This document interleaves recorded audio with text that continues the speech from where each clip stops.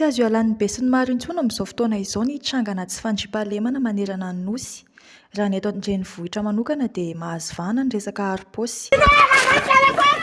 Eny an-tsena, any anaty bus, fa indrindra ny fanendahana eny an-dalambe sy isaky ny elakelan-trano.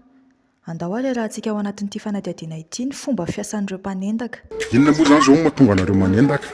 Zay amin'le tsy mananasa dia zay mahatonga ny manendaka. Raha mananasa zay mety tsy nanendaka. Nareo zao manomboka oviana nefa nanendaka zany? Efa ela ihany zay efa teo amin'ny 3 taona teo zay nefa nanomboka nanao. Dia mbola tsy voasambotra mihitsy? Mbola tsy voasambotra tia tanàna konkoka olona tsikola tsy mandalo eo amin'io tsy maintsy tsatsaky vola. Ahoana zany nandraisan'ny fiarahamonina anareo aminareo ile hoe manendaka izay? Fiarahamonina indray milamina ka tsy manao ninina anay.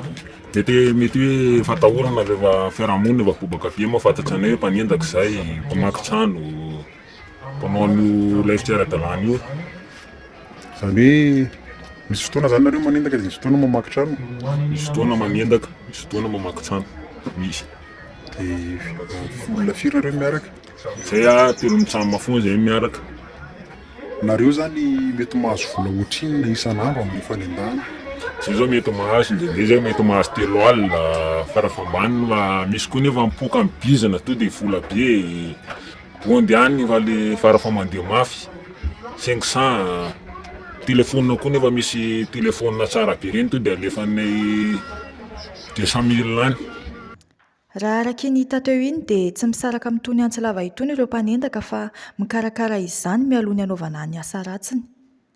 Raha ny nambaran'izy ireo hatrany, mandeha andiany maromaro izy ireo ary tsy matahotra ny io-tratra izany. Ankoatra izay, nanamafy ireto toeram-panendaka ireto fa efa asa fivelomany mihitsy ity fanendahana ity ary miantoka ny fiveloman'ny vady aman-janany. Nareo ve efa nisy fotoana nenjehan'ny olona dia ahoana?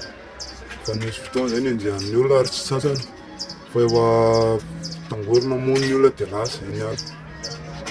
Dia raha ohatra hoe mahazo telefônina sena dia efa misy mpandray entana? Efa misy mpandray entana aminay. Dia ny vola azonareo amin'ilay izany atao iny? Entina mody ary misy any zay izy tionay revianay. Satria zay amin'ilay tsy fisinasa dia mba tianao izay lavitra mety. Dia nareo nefa ny mamelona vady aman-janaka? Mamelona. Noho izay misy ny mahatonga anay satria zay ilay tsy arahanasa.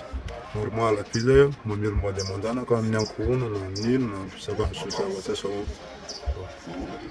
Mianatra ny zaza? Ampianarina zay mandeha an-tsekoly. Zay ny antony tetavanay. Na eo aza ny fampiasana itony antsy lava itony eny am-panendahana dia milaza ny tsy mamono olona ireto mpanendaka ireto fa mampatahotra fotsiny. Nareo ve mamono olona mihitsy? Tsy mamono olona zay mampatahotra fotsiny itony amin'ity. Tsy mbola mandatsaka ny olona.